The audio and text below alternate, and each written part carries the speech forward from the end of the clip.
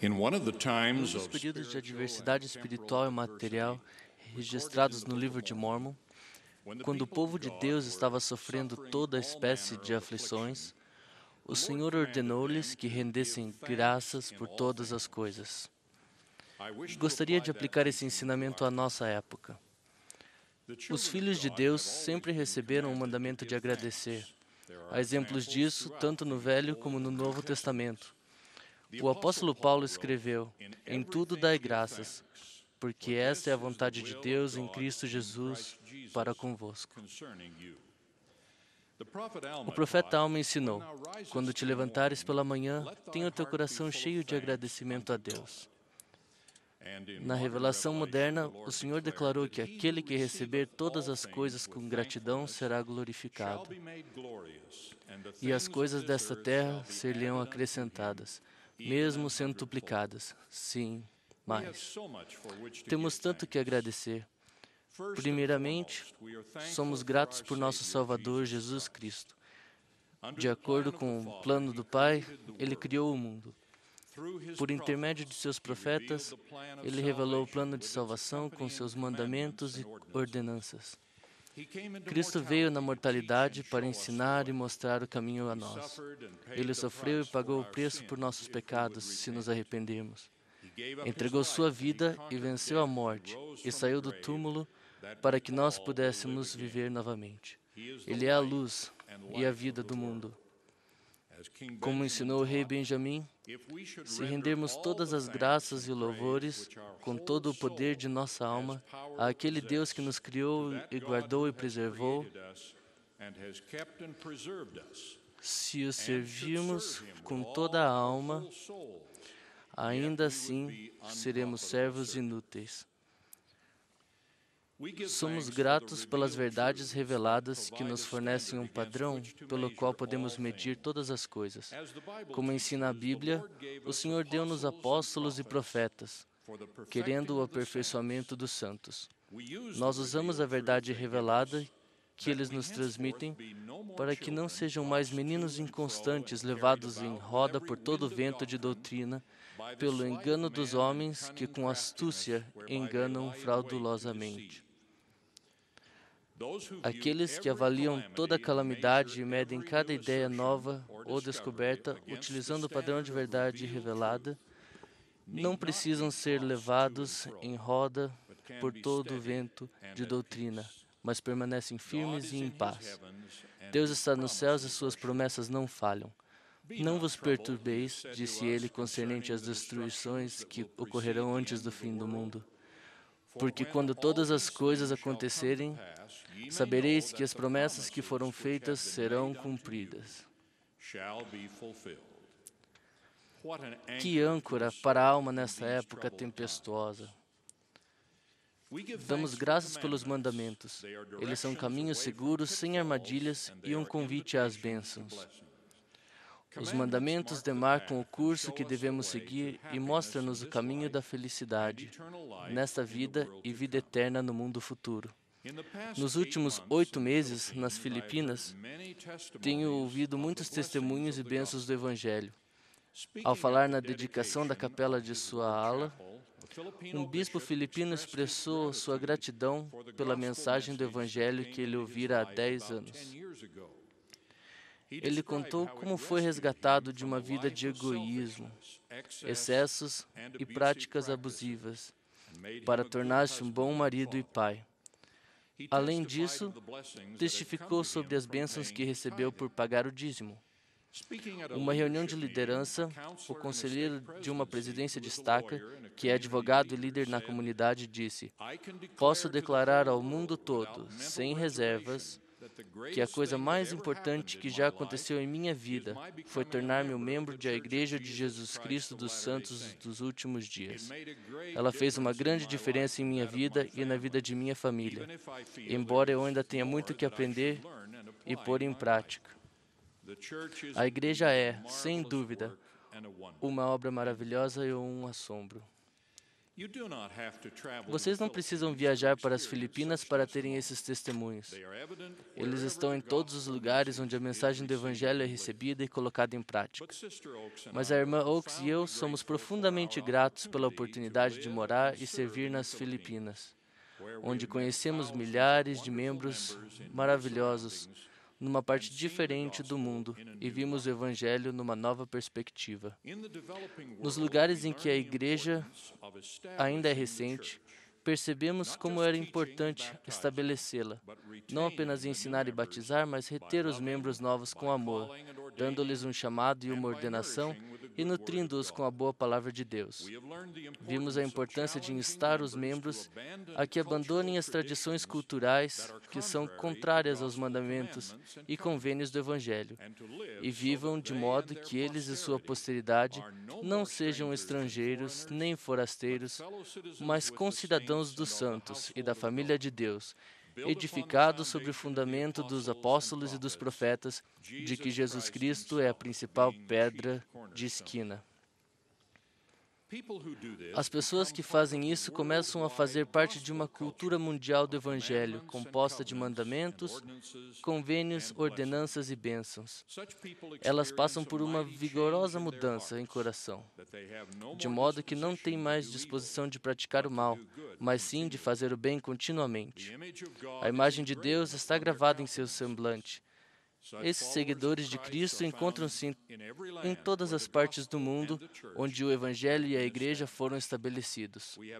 Há muitos deles nas Filipinas e estamos trabalhando para incentivar mais pessoas. Fazemos isso expandindo a Igreja a partir de lugares onde os membros são fortes, concentrando nossos ensinamentos onde há grupos suficientemente grandes de membros fiéis para confraternizar, ensinar, dar o exemplo e fortalecer a ajuda necessária aos membros recém-conversos que estão lutando para aprender o que o Evangelho exige deles e como o Evangelho pode abençoá-los. As revelações pelas quais somos gratos dizem que devemos até mesmo agradecer pelas aflições, porque elas voltam nosso coração a Deus e dão-nos oportunidades de preparar-nos para aquilo que Deus deseja que nos tornemos. O Senhor ensinou o profeta Moroni: dou a fraqueza aos homens a fim de que sejam humildes, e tenham fé em mim. Então farei com que as coisas fracas se tornem fortes para eles. Em meio à perseguição que os santos dos últimos dias estavam sofrendo no Missouri, o Senhor deu-lhes um ensinamento e uma promessa similares. Em verdade vos digo, meus amigos, não temais. Que se console vosso coração, sim, regozijai-vos sempre e em tudo dai graças. Todas as coisas que vos tiverem afligido reverterão para o vosso bem. And to Joseph Smith in the afflictions of Liberty Jail, the Lord said, Know thou, my son, that all Não há these sequer uma things condição shall de give thee vida ou uma experience, hora de experiência que não seja benéfica para todos que a utilizam para estudar said he, e there is têm not por a single objetivo condition of life progredir or por 1 meio da hour's experiência que experience, adquirem. but what is beneficial to all those who make it their study and aim to improve upon the experience they gain. As someone has said, there is a big difference Alguém between disse: 20 há uma years grande of diferença entre experience 20 anos de experiência and 1 e um year's ano de experience experiência repeated repetida 20 20 times. vezes. Se compreendermos os ensinamentos e as promessas do Senhor, aprenderemos e cresceremos com as nossas adversidades.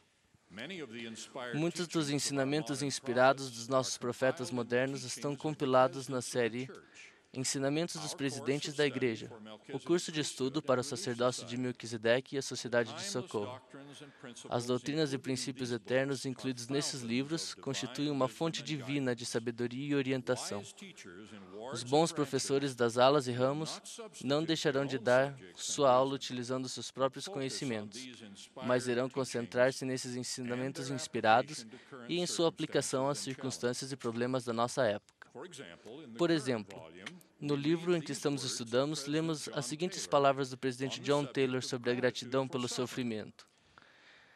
Já aprendemos muito com o sofrimento. O que chamamos de sofrimento, eu chamo de escola da experiência. Nunca vi isso sobre outro prisma que não seja o de que as provações servem para purificar os santos de Deus, para que, como dizem as Escrituras, sejam como ouro purificado 7 vezes pelo fogo. Os pioneiros, como o presidente John Taylor, que testemunharam o assassinato de seu profeta e sofreram uma longa perseguição e terríveis adversidades por causa de sua fé, louvaram e agradeceram a Deus. Por intermédio de suas provações e pela coragem e atitude inspirada com que enfrentaram suas dificuldades, eles cresceram na fé e em estatura espiritual. Foi por meio de suas aflições que eles se tornaram o que Deus desejava que fossem, e assim estabeleceram as bases da grande obra que abençoa nossa vida hoje. Como os pioneiros, devemos agradecer a Deus pelas nossas adversidades e orar para que saibamos como enfrentá-las. Por meio dessa atitude e com fé e obediência, faremos com que se cumpram as promessas que Deus nos fez. É tudo parte do plano. Gosto muito do musical Um Violinista no Telhado. Nele, um maravilhoso pai judeu canta "Se eu fosse rico". Sua memorável oração termina com a pergunta: Senhor que fez o leão e o cordeiro, decretastes que eu deveria ser o que sou. Estragaria seu vasto e eterno plano se eu fosse um homem rico? Poderia estragar sim, Tevye.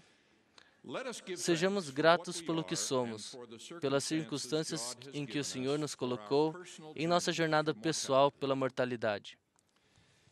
Nos tempos antigos, o profeta Leí ensinou a verdade a seu filho Jacó. Na tua infância sofreste aflições e muito pesar por causa da rudeza de teus irmãos. Não obstante, Jacó, meu primogênito no deserto, conheces a grandeza de Deus, e Ele consagrará tuas aflições para teu benefício. Minha mãe adorava essa escritura e vivia segundo esse princípio. A grande aflição de sua vida foi a morte de seu marido, nosso pai, depois de apenas 11 anos de casamento. Isso mudou sua vida e trouxe-lhe muitas privações, pois ela teve que prover o sustento da família e criar seus 3 filhos sozinha.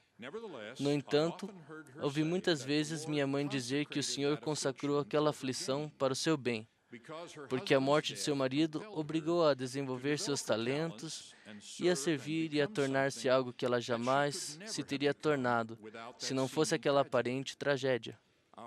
Nossa mãe era um gigante espiritual, forte e realmente digna do amoroso tributo que seus filhos lhe prestaram escrevendo em seu túmulo. Sua fé fortaleceu a todos. As bênçãos das adversidades tendem-se a outras pessoas. Sei que foi uma bênção ter sido criado por uma mãe viúva, cujos filhos tiveram que aprender a trabalhar arduamente e muito cedo na vida. Sei que uma certa pobreza e trabalho árduo não são provações tão grandes como a riqueza e a abundância de tempo livre. Sei também que a força é forjada na adversidade e que a fé é desenvolvida num cenário em que não podemos ver o que nos espera adiante. Quando damos graças por todas as coisas, vemos o sofrimento e as adversidades no contexto do propósito da vida. Fomos mandados aqui para sermos testados.